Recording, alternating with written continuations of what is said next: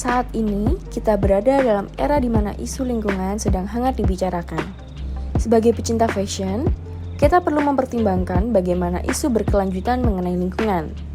Maka dari itu, muncullah eco-fashion yang dimana bertujuan untuk bertanggung jawab terhadap dunia fashion tanpa merugikan lingkungan.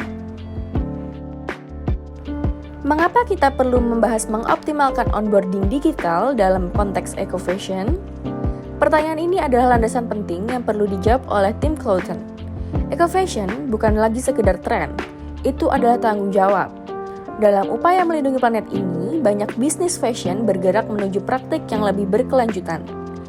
Onboarding yang efektif dalam konteks ini akan menjadi kunci untuk mengintegrasikan nilai-nilai berkelanjutan ke dalam budaya perusahaan dan memastikan bahwa semua anggota tim memahami dan menerima pentingnya keberlanjutan dalam bisnis ini. Eco-fashion adalah upaya untuk mengurangi dampak negatif industri mode terhadap lingkungan, seperti polusi air dan udara, penggunaan bahan kimia berbahaya, serta pemakaian sumber daya alam yang berlebihan. Selanjutnya, kita akan melihat bagaimana proses onboarding digital dapat ditingkatkan dengan menggunakan konten interaktif, platform e-learning, dan keterlibatan tinggi untuk memastikan bahwa nilai-nilai berkelanjutan tidak hanya diajarkan, tetapi juga diterapkan dalam praktik sehari-hari.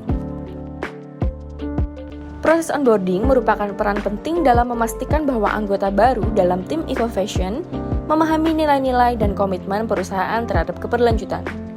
Ini adalah kesempatan bagi perusahaan untuk memperkenalkan budaya perusahaan, tujuan, dan prinsip-prinsip berkelanjutan kepada karyawan baru. Dengan memahami pentingnya topik ini dan bagaimana menerapkannya secara efektif, kita dapat membantu mendorong perubahan positif dalam industri mode menuju keberlanjutan yang lebih besar.